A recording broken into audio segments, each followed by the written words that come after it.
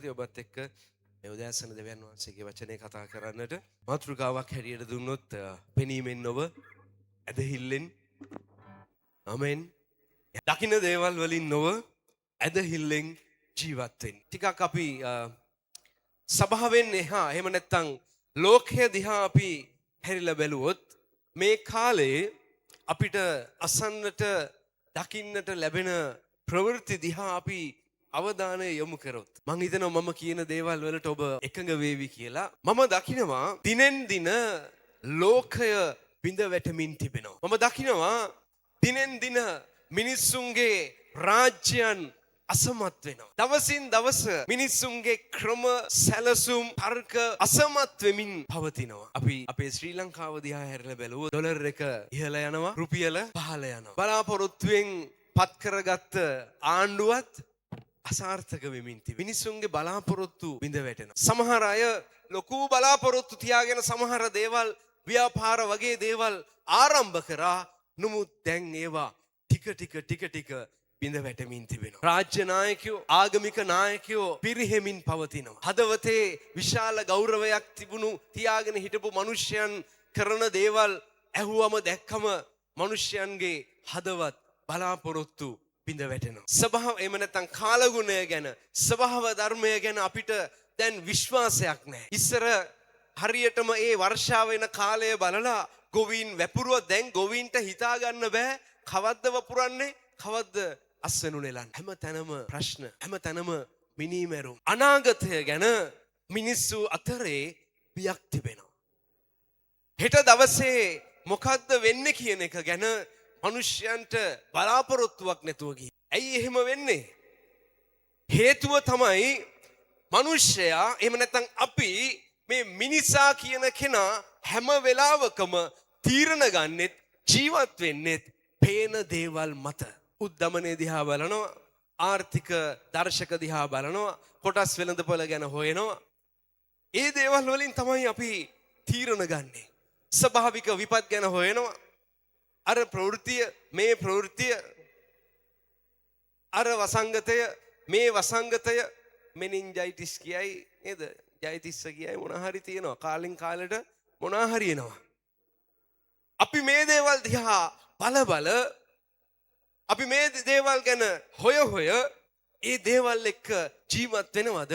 එහෙම නැත්නම් අපිට නොපෙනෙන ඇදහිල්ලත් එක්ක ජීවත් වෙලා මේ ලෝකේ පවතින ක්‍රමයට යන්නේ නැතුව ක්‍රිස්තුස් වහන්සේ කිතුණුවට දුන්නු ඒ ජයග්‍රාහී ලෙස ජීවත් වෙනවද? ක්‍රිස්තුස් වහන්සේව පිළිගත්ත නැති මිනිසයන්, දෙවියන් වහන්සේව විශ්වාස නොකරන මිනිසයන් හැම වෙලාවකම මේ ප්‍රවෘත්ති මත, දකින දේවල් මත, මිනිස්සු කියන දේවල් මත, කනට ඇහෙන දේවල් මත තීරණය කරද්දී ජීවත් වෙද්දී කිතුණුවා ඊට වඩා වෙනස් ජීවිතයක් ගත කරන්න ඕනේ. නියම කිතුණුවා එහෙම නැත්නම් ක්‍රිස්තුස් වහන්සේව අනුගමනය කරන නියම ක්‍රිස්තියානිකාරයා ලෝකේ රැල්ලට යැපෙන්නේ නැහැ. ලෝකේ රැල්ලට ගසාගෙන යන්නේ නැහැ. ලෝකේ දේවල් මත යැපෙන්නේ නැහැ. කනට ඇහෙන, ඇසට පේන දේවල් මත නෙමෙයි එයා ජීවත් වෙන්නේ දෙවියන් වහන්සේගේ ධර්මිෂ්ඨකමත්, දෙවියන් වහන්සේගේ යහපත්කමත් එක්ක.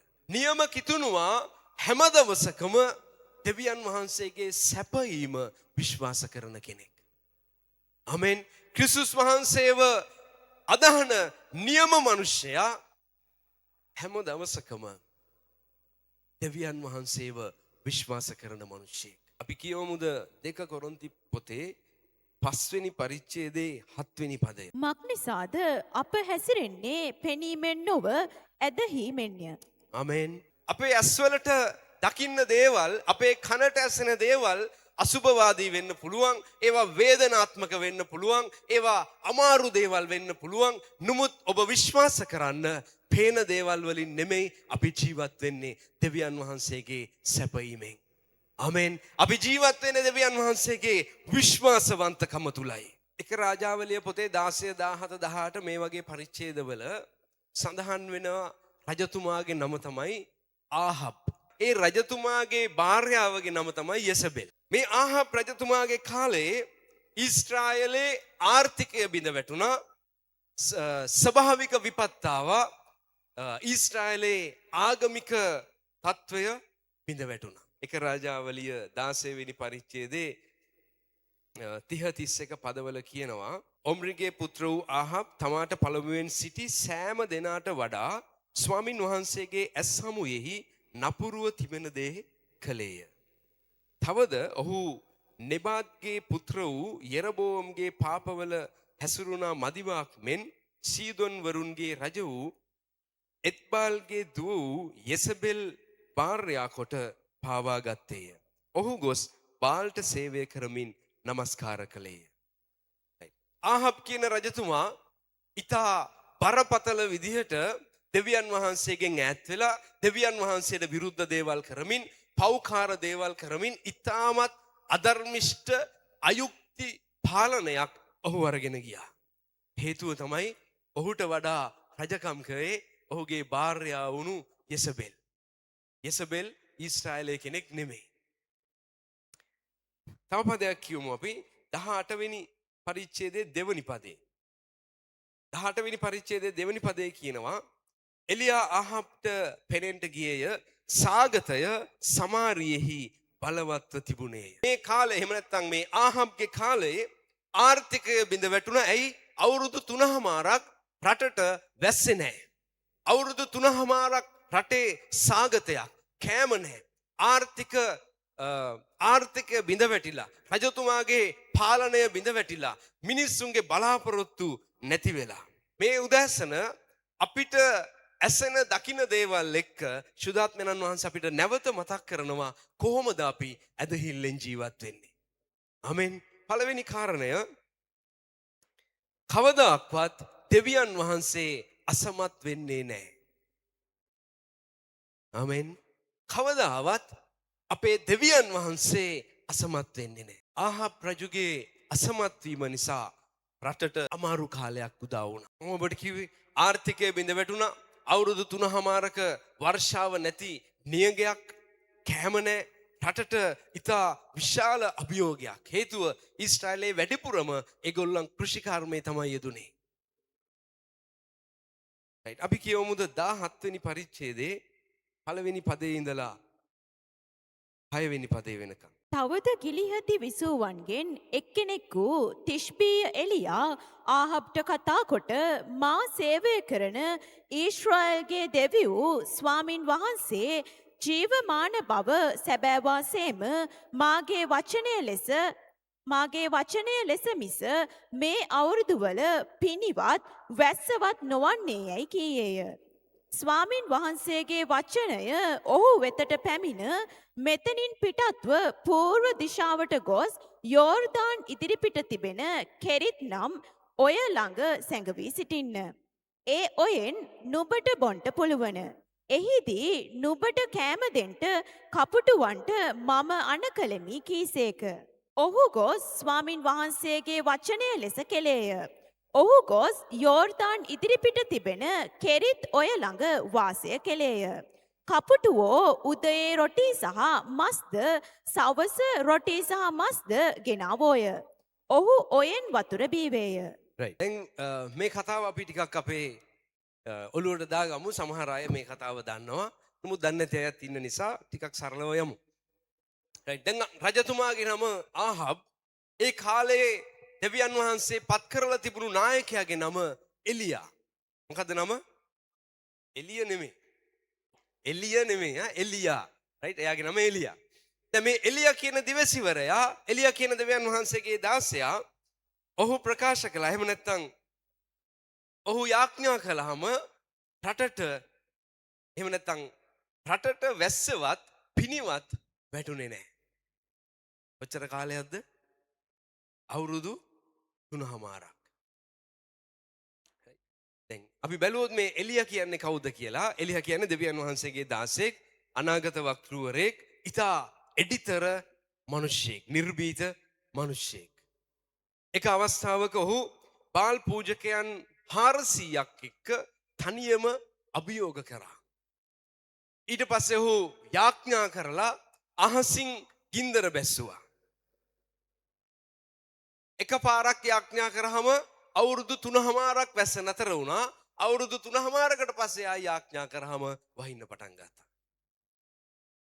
ආමෙන්. එලියා කියන්නේ වගේ කෙනෙක්. එලියා කියන්නේ මරණය අත්දකින්න නැතුව ස්වර්ගයට ගියපු කෙනෙක්. බයිබලයේ වගේ දෙන්නෙක් ඉන්නවා. එක්කෙනෙක් ඒනොක් මරණය අත්දකින්න නැතුව ස්වර්ගයට ගියා. අනිත් එක්කෙනා එලියා ඔහු මරණය අත්දකින්න නැතුව ස්වර්ගයට ගියා. රයිට්. දැන් ආහබ් වගේ අසාර්ථක ආහබ් වගේ දෙවියන් වහන්සේ ඉදිරියේ නපුරු දේවල් කරන රජ කෙනෙකුගේ කාලේ මේ වගේ නිර්වීත අවංක දෙවියන් වහන්සේගේ දාසයෙක් හිටියා. දැන් රටේ තත්ත්වය මොකද්ද? වැස්ස නැහැ. ආමෙන්. සාගතයක්, ආහාර නැහැ. හැම තැනම ප්‍රශ්න, හැම තැනම විවිධ දෙවිවරුන්ට නමස්කාර කරන ස්ථාන ගොඩ නැගිලා ඊශ්‍රායලය ඊ타මත්ම දැඩි ලෙස පහත වැටිලා තිබුණා. මම ඔබට මතක් කරනවා මිනිස්සු කොයිතරම් අසමත් වුණත් දෙවියන් වහන්සේ අසමත් වෙන්නේ නැහැ. බලන්න දෙවෙනි පදේ දෙවියන් වහන්සේ කියනවා එලියට කෙරිත් කියන ඔය ළඟට යන්න. එක්තරා ඔයක් තිබුණා. දැන් අවුරුදු 3මාරක් වැස්සේ නැති වුණාට මේ ඔයේ වතුර තිබුණා. දෙවියන් වහන්සේ එලියට මඟ පෙන්නුවා ඔයා එතනට යන්න. එතනට ගිහිල්ලා එතනට වෙලා ඉන්න. ආමෙන්. මුළු රටටම සාගතයක් තියෙන කාලේ දෙවියන් වහන්සේ එලියාට සපයන්න පටන් ගත්තා. ආමෙන්.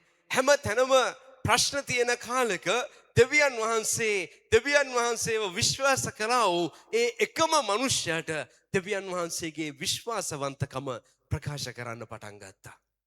හලෙලූයා. ආමෙන්. මිනිස්සුන්ගේ ක්‍රමවලින් ධාන්‍ය ගබඩා කරගෙන මිනිස්සුන්ගේ ක්‍රමවලින් එක විදිහට වතුර ගබඩා කරගෙන මේ සාගතයට මුහුණ දෙන්න ඔවුන් පොර කන වෙලාවේ දෙවියන් වහන්සේව විශ්වාස කළා වූ එලියා කියන මිනිසයාට සපයන්න පටන් ගත්තා. හලෙලූයා. කොහොමද සපයන්න පටන් ගත්තේ? උදේට එනවා කපුටෙක්. මොනවද ගෙනත් දෙන්නේ? මස් කෑල්ලයි රොටියයි. හවසට එනවා කපුටෙක්. මස් කෑල්ලයි රොටියයි. ඇයි දෙවියන් වහන්සේ කපුටෙක්ගෙන් කෑම ගෙනත් දුන්නේ? ඕකට පාවිච්චි කරන් තිබ්බනේ වෙන සතේ. කපුට කියලා කියන්නේ ටිකක් අපවිත්‍ර සතෙක් නේද? කපුටගේ ජොබ් එක තමයි මේ ලෝකේ තියෙන කුණු කන එක. කසල සෝදක සතෙක්. දෙවැනි එක කපුට කියන්නේ කෑමට ඊටාම පෙරේත දැඩි ආත්මාර්ථකාමී සතෙක්. ආමෙන්. දෙවියන් වහන්සේ කපුටෙක්ට අණ කරනවා ගිහිල්ලා මාව විශ්වාස කරන මිනිහෙක් ඉන්නවා කිරිත් ඔය ළඟ ගිහිල්ලා යාට කන්න දෙන්න. ආමෙන්. හලෙලූයා. ඔබටයි මටයි දෙවියන් වහන්සේ සපයන්න ඕන නම් ආමෙන් දෙවියන් වහන්සේගේ සැපයීම කපුටෙක්ගෙන් හරියනවා. කපුට කියන්නේ මොන වගේ සතෙක්ද? කාටවත් දෙන්නේ නැති තනියම භුක්ති විඳින කෑම අරගෙන ගිහිල්ලා කන්න බැරි නම් හංගනවලු වෙන කාටවත් දෙන්නේ නැතු. ස්වභාව ධර්මයේ නීති රීති කපුටගේ ගතිය වෙනස් කරා දෙවියන් වහන්සේ කෙරෙහි අදහන්නා වූ එලියා නිසා. නැවතත් මම ඔබට මතක් කරනවා මිනිස්සුන්ගේ ක්‍රමවේද බිඳ වැටෙද්දී දෙවියන් වහන්සේගේ ක්‍රම අසාමාන්‍යයි. ආමෙන්. මිනිස්සු අසමත් වෙද්දී දෙවියන් වහන්සේගේ සමත් වීම ඉතා ඉහළයි. අපේ යහපත් පැටළුවේ නේරානෝ අපිට කවදාක්වත් හිඟ වෙන්න දෙන්නේ නැහැ. දෙවියන් වහන්සේව ප්‍රතික්ෂේප කරපු දෙවියන් වහන්සේව අත්හැරපු අය සාගතයෙන් ඉද්දී දෙවියන් වහන්සේව විශ්වාස කරපු එලියට දෙවියන් වහන්සේ තවස්පතා ඔහුගේ භෝජනය උන්වහන්සේ සපයන්න පටන් ගත්තා. ඒ නිසා බය නැතුව දෙවියන් වහන්සේ ගැන විශ්වාස කරන්න ඕනම තත්වයකදී දෙවියන් වහන්සේ විශ්වාසවන්තයි. දෙවෙනි එක හිඟකම මැද ඇදහිල්ලේ පරීක්ෂණ එන්න පුළුවන්. ආමෙන්. දැන් දෙවියන් වහන්සේ එලියට කිව්වා කෙරිත් කියන ඔය ළඟට යන්න. උදේට එනවා කපුටෝ, හවසට එනවා කපුටෝ, කෑම දෙනවා. දැන් ටික දවසක් යද්දී මේ කෙරිත් කියන ඔය හිඳුණා. හිඳිලම ගියා. දැන් ඉස්සෙල්ලා එනම් පාස්ටර් කිව්වේ දෙවියන් වහන්සේගේ සැපයීම නවතින්නේ නැහැ කියලා. දැන් නැවතිලා තියෙන්නේ. දැන් ඔය වතුර නැහැ. දෙවියන් වහන්සේ එලියට කතා කරලා කියනවා ඔතනින් නැගිටලා ශාරපෙත් කියන තැනට යන්න. දෙවියන් වහන්සේගේ දාසයා ඒක අහලා අපි කියවමුද 9 වෙනි පදය. නුඹ පිටත් වී ශීදොන්ට අයිති ශාරපෙට්ට ගොස් එහි වාසය කරන්න. නුඹට ආහාර දෙන්ට එහි සිටින වැන්දපු ස්ත්‍රියකට අණ කළෙමි කීසේක. හලෙලුයා. ආමෙන්. කාටද දෙවියන් වහන්සේ අණ කරන්නේ? වැන්දඹු කෙනෙකුට. ආමෙන්. ධනවත් වැන්දඹු කෙනෙකුටද? ඔව් ඉතින් නැතුව කොහොමද? පාස්ටර් කෙනෙකුට කන්න දෙන්නේ? නෑ. දෙවියන් වහන්සේ කිව්වා සාරපෙත් වලට යන්න. එහි වැන්දඹුවෙක් ඉන්නවා. ඔයා එහෙට ගිහිල්ලා ඉන්න. උඹට කන්න දෙන්න මම එයාට අණ කරලායි තියෙන්නේ. ගිහිල්ලා බලනකොට මේ වැන්දඹුව එයාගේ අන්තිම පිටි මිටෙන් රොටියක් හදාගෙන පුතත් එක්ක කාලා මැරෙන්න ලෑස්ති වෙලා තමයි ඉන්නේ. අන්තිම පිටි මිටයි අන්තිම තෙල් පොඩ්ඩයි තිබුණු ගෙදරකට දෙවියන් වහන්සේ කියනවා එලියට එලියා ඔයා එතනට යන්න. අපි එහෙම ගියා නම් කල්පනා කරනවා වැරදි ඇඩ්‍රස් එකට ආවේ නේද? රෝන් නම්බර් එකකට ඇවිල්ලා තියෙන්නේ ඊළ වෙන තැනකට මාරු වෙයි. අපි කියමුද 13 වෙනි පදේ. එලියා ඈට කතා කොට බය නොවෙන්න. ගොස් නුඹ කී හැටියට කරන්න. එහෙත් පළමු කොට එයින් මට කුඩා රොටියක් සාදා පිටතට මා ළඟට ගෙනෙන්න. පසුව නුඹටත් නුඹේ පුත්‍රයාටත් සාදා ගන්න. රයිට්. දැන් බලන්නකෝ එලියා කරන වැඩේ. දැන් දෙවියන් වහන්සේ කියනවා මේ වැන්දඹුවගේ ගෙදරට යන්න කියලා. මෙයා යද්දි ඒ වැන්දඹුව දර අහුල හිටියා. ඉස්සෙල්ලම වතුර ටිකක් ඉල්ලුවා. ඊට පස්සේ කියනවා රොටියක් හදන්න. නේද? වැන්දඹුව කියනවා රොටි නෑ එක රොටියයි හදන්න පුළුවන්. එහෙම නැත්නම් රොටි දෙකයි හදන්න පුළුවන්. ඒක මටයි මගේ පුතාටයි. එලියා කියනවා මේ වැන්දඹු කාන්තාවට බය වෙන්න එපා. ඔයා ගිහිල්ලා ඉස්සෙල්ලාම මට රොටියක් දීලා පස්සේ ඔයාගේ පුතාට දෙන්න. කොයිතරම් වැරදිද? හරිනම් හරි අපි මොනවද කරන්නේ? ඉස්සෙල්ලා ඔයාගේ පුතාට දීලා ඉතුරු වුණොත් සිස්ටර් මට දෙන්න. එලියා මොනවද කියන්නේ? නේද? සිස්ටර් බය වෙන්න එපා ඉස්සෙල්ලා මට කන්න දෙන්න. අපි කතා කරන්නේ හිඟකම මැද එන ඇදහිල්ලේ පරීක්ෂණ ගැන. ආමෙන්. ගෙදර පිටි කිලෝ 50ක් විතර ස්ටොක් කරලා තියෙද්දි තව කෙනෙකුට රොටියක් දෙන එක සාමාන්‍ය දෙයක්. ඒක චර දැනෙන්නෙත් නැහැ. හැබැයි ගෙදර තියෙන්නේ එක පිටි මිටයි නේද? තෙල් කාලක්වත් නැතුව ඇති. රයිට්? හැබැයි දෙවියන් වහන්සේගේ දාසෙක් ඇවිල්ලා කියනවා මට රොටියක් දෙන්න. හිඟකම මැද අපිට පරීක්ෂණ එනවා. ආමෙන්. හලෙලුයා. දැන් මේ වැන්දඹුවට පරීක්ෂණයක් ආවා. මොකද්ද පරීක්ෂණේ? පෙනීමෙන් නොව ඇදහිල්ලෙන් හැසිරෙන්න. පෙනීම කොහොමද? පෙනීමට තියෙන්නේ රොටි දෙකකට පිටි ටිකක්. හැබැයි පරීක්ෂණය තමයි පෙනීමෙන් නොව ඇදහිල්ලෙන් හැසිරෙන්න. ආමෙන්. හලෙලුයා. දෙවියන් වහන්සේගේ දාසයට කීකරු වෙලා දෙවියන් වහන්සේගේ වචනයට කීකරු වෙලා අන්තිම පිටි ටිකත් එයා කැප කරනවා. රයිට්. 14 වෙනි පදේ කියමුද අපි? මක්නිසාද ස්වාමින් වහන්සේ භූමිය පිටට වැස්ස එවන දවස දක්වා පිටි මුට්ටිය ඉවරවන්නේවත් තෙල් කුලාව අඩුවන්නේවත් නැතැයි ඊශ්‍රායෙල්ගේ දෙවියෝ ස්වාමින් වහන්සේ කියනසේකයි කීවේය. ආමෙන්. හලෙලුයා. දෙවියන් වහන්සේ මොකද්ද මේ වැන්දඹුවට දෙන පණිවිඩය? දෙවියන් වහන්සේ දෙනවා පණිවිඩයක්. මොකද්ද පණිවිඩය? ඇදහිල්ලේ පරීක්ෂණය ඔයා සමත් වුණ නිසා සාගතය ඉවර වෙනතුරු මේ ඔබේ මුට්ටියේ පිටි හිස් වෙන්නේ නැහැ. තෙල් කුලාවේ තෙල් ඉවර වෙන්නේ නැහැ. ආමෙන්. හැබැයි පරීක්ෂණය ආවේ කොතනදද? පිටි මුට්ටිය පිරීලා තියෙද්දිද? පිටි මුට්ටියේ අන්තිම පිටි ටික තියෙද්දිද? මේ ඇදහිල්ලේ පරීක්ෂණ අපිට එන්නේ මේ වගේ තැන්වල තමයි. හිඟකමේදී තමයි ඇදහිල්ල පරීක්ෂා වෙන්නේ. ආමෙන්. සාගතය ඉවර වෙනතුරු පිටි ඉවර වෙන්නේ අපේ දෙවියන් වහන්සේ විශ්වාසවන්තයි. අපි තමයි දෙවියන් වහන්සේ ඉදිරියේ පොරොන්දු දෙනවා, පොරොන්දු කඩ කරනවා. අනේ ස්වාමිනී ආයි නෑ කියනවා, ආයි කරනවා. හැබැයි දෙවියන් වහන්සේ කියන දේ ඒ විදිහටම උන්වහන්සේ ඉෂ්ට කරනවා. අපි කියමුද 16 වෙනි පදේ. ස්වාමින් වහන්සේ එලියා ලවා කියවූ උන්වහන්සේගේ වචනය ප්‍රකාරයට පිටි මුට්ටිය නිම නොවිය. තෙල් කුලාවද අඩු නොවිය. වචනය කිව්ව විදිහටම වචනය ඉෂ්ට වුණා. හලෙලුයා. ආමෙන්. දෙවියන් වහන්සේගේ වචනය අහලා වැන්දඹුව කීකරු වුණාම දෙවියන් වහන්සේගේ පොරොන්දුව ඒ විදිහටම ඇගේ ජීවිතය අත්දකින්න පටන් ගත්තා. ආමෙන්. හලෙලුයා. හිඟකමේදී අපිට ඇති වෙන ප්‍රශ්නේ තමයි හිඟකමේදී තමයි අපි ලෝභ වෙන්නේ. නේද? අනේ ඉතින් පොඩ්ඩනේ තියෙන්නේ. මේක කොහොමද දෙන්නේ? ගොඩක් හම්බුණු දවසට දෙන්න. වැන්දඹුව එහෙම කිව්වේ නැහැ. ඒකත් එලියා කියන්නේ කොහොමද? ඉස්සෙල්ලා මට දෙන්න. පස්සේ පුතාට දෙන්න. එලියා කොහොමද දන්නවද කියන්නේ? මට කුඩා රොටියක් ගේන්න. එයා කිව්වේ නෑ තියෙන ඔක්කොගෙම්ම මට රොටියක් ගේන්න කියලා කිව්වෙත් නෑ. මට ලොකු රොටියක් ගේන්න කිව්වෙත් නෑ. මට කුඩා රොටියක් ගේන්න. අපිට ලැබෙන දෙයිනුත් දෙවියන් වහන්සේ ඉල්ලන්නේ 10න් එකයිනේ. ආමෙන්. දෙවියන් වහන්සේ කියන්නේ තියෙන හම්බෙන ඔක්කොම ටික වපුරන්න කියලා. දෙවියන් වහන්සේ කියන්නේ ඔබට හම්බෙන එකෙන් 10න් එකක් දේව රාජ්‍යයට වපුරන්න. හිඟකමේදී අපි ලෝභ වෙනවා. හිඟකමේදී අපි දෙවියන් වහන්සේට පළවෙනි තැන දුන්නොත් අපේ ආදායම කීයක් වුණත් අපේ වියදම කීයක් වුණත් අපි දෙවියන් වහන්සේට විශ්වාසවන්තව අපි දේව රාජ්‍යයට වපුරනවා නම් දෙවියන් වහන්සේගේ සැපයීම කවදාක්වත් නතර වෙන්නේ. හේතුව පෙනීමෙන් නොව ඇදහිල්ලෙන් හැසිරෙන එක. ඔබව ජීවත් කරන්නේ ඔබේ රස්සාවවත් ඔබේ බිස්නස් එකවත් ඔබේ ව්‍යාපාරයවත් නෙමෙයි. ඔබව ජීවත් කරවන්නේ යෙහෝවා යයිරේ දෙවියන් වහන්සේ. මතෙව් 6 වෙනි පරිච්ඡේදයේ 33 කියනවා පළමු කොට රාජ්‍යත් ධර්මිෂ්ඨකමත් සොයන්න අන් සියල්ල නුඹලාට ලැබේ. තුන්වෙනි කාරණා. හැම අත්දැකීමක්ම ඔබව ශක්තිමත් කරනවා. ඔබ ජීවිතේ මුහුණ දෙන මොන වගේ අත්දැකීමක් වුණත් ඒ අත්දැකීම තුල දෙවියන් වහන්සේ ඔබව ශක්තිමත් මිනිසෙක් බවට පත් කරනවා. රයිට්. දැන් මේ එලියා කියන මිනිසයාට හොඳ ඇදහිල්ලක් තිබුණා.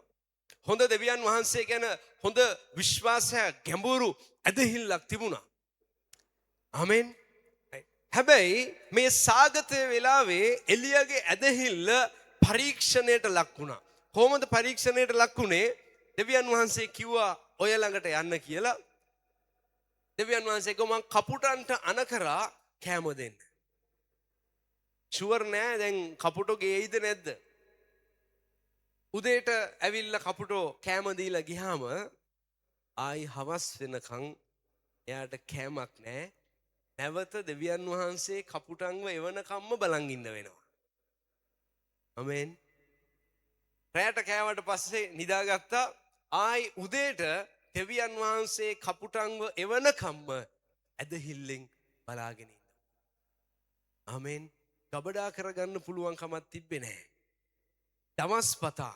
දවස් පතා දෙවියන් වහන්සේ සපයන්න පටන් ගත්තා. ආමෙන්. එලියාගේ ඇදහිල්ල දවසින් දවස දෙවියන් වහන්සේ කෙරෙහි ශක්තිමත් වෙන්න පටන් ගත්තා. හලෙලුයා. ඇයි හැම කෑම වේලක්ම ලැබෙන තුරු බලන් ඉන්න ඕනි දෙවියන් වහන්සේ දිහා.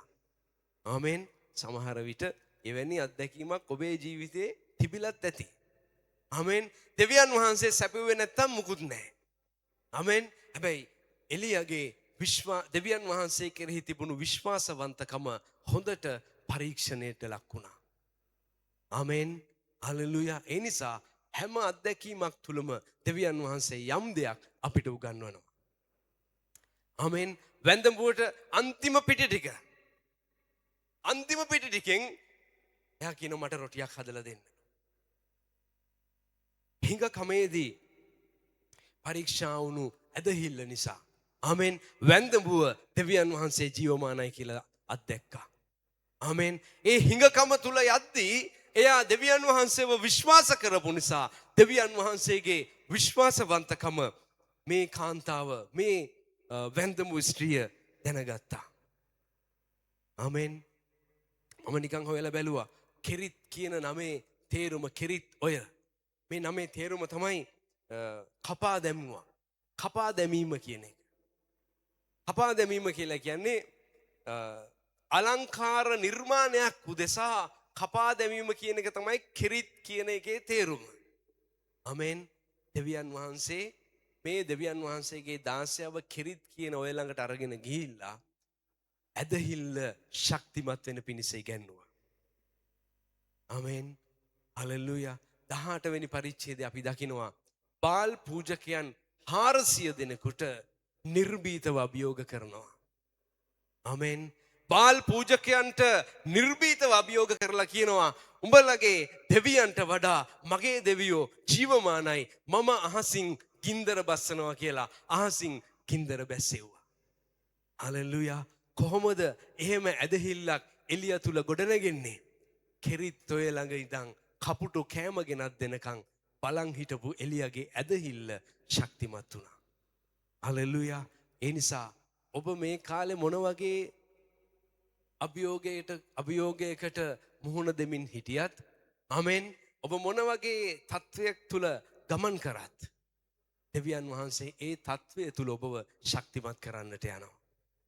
ආමෙන්. ඒ තත්වය තුල දෙවියන් වහන්සේ ඔබේ ඇදහිල්ල ශක්තිමත් කරන්න පටන් ගන්නවා.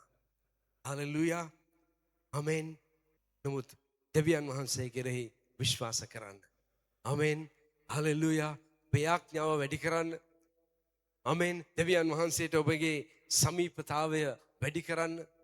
ආමෙන්. එවිට ඔබටත් පුළුවන් පෙනීමෙන් නොව ඇදහිල්ලෙන් ක්‍රියා කරන්න. හලෙලූයා. මිනිස් රාජ්‍යයන් බිඳ වැටෙන්න පුළුවන්. මිනිස්සුන්ගේ සැලසුම් අසාර්ථක වෙන්න පුළුවන්. හැබැයි දෙවියන් වහන්සේ කෙරෙහි ඇදහිල්ලෙන් ඉන්න මනුෂ්‍යයා දවසක ජය ගන්නවාමයි. ආමෙන්. දෙවියන් වහන්සේ කෙරෙහි විශ්වාසය තබන මනුෂ්‍යයා දවසක ඒ ඇදහිල්ල තුල ඔහු ජය ගන්නවාමයි. හලෙලූයා. දෙවියන් වහන්සේට පුළුවන් වුණා කපුටන්ගේ ගතිය වෙනස් කරලා සපයන්න. ආමෙන්. හලෙලූයා. එනිසා දෙවියන් වහන්සේට පුළුවන් ඔබයි මමයි වෙනුවෙන් ඕනෑම මිනිසෙක්ව ඕනෑම කෙනෙක්ව පාවිච්චි කරලා ඔබගේ මගේ අවශ්‍යතාවය සම්පූර්ණ කරන්න. ආමෙන්. හලෙලූයා. එනිසා ඔබ ළඟ තිබෙන දේවල් දෙවියන් වහන්සේට බාර දෙන්න බය නැතුව. ආමෙන්. ඔබේ ජීවිතය දෙවියන් වහන්සේට බාර දෙන්න බය නැතුව. ආමෙන්. ඒ දෙවියන් වහන්සේ විශ්වාසවන්තයි. හලෙලූයා. ආමෙන්. නේද? සතියට පල්ලි කීපයකට ගියා කියලා ඇදහිල්ල ගොඩ නැගෙන්නේ නැහැ. ආමෙන්. දෙවියන් වහන්සේව මුළු හදවතින් විශ්වාස කරන්න. ඕනෑම තත්වයක් තුල මගේ දෙවියන් වහන්සේ මට විශ්වාසවන්තයි කියන ඒ ඇදහිල්ලට ඔබ පැමිණියාම ආමෙන්. ඔබ මොන තත්වයකට මුහුණ දුන්නත් දෙවියන් වහන්සේ ඔබව එතනින් ජයග්‍රහණයට අරගෙන යනවා. හලෙලූයා. ඔබට විරුද්ධව මොන වගේ අභියෝගාවත් දෙවියන් වහන්සේ ඔබව ජයග්‍රහණයට අරගෙන යනවා. එනිසා පෙනීමෙන් නොව ඇදහිල්ලෙන් හැසිරෙන්න.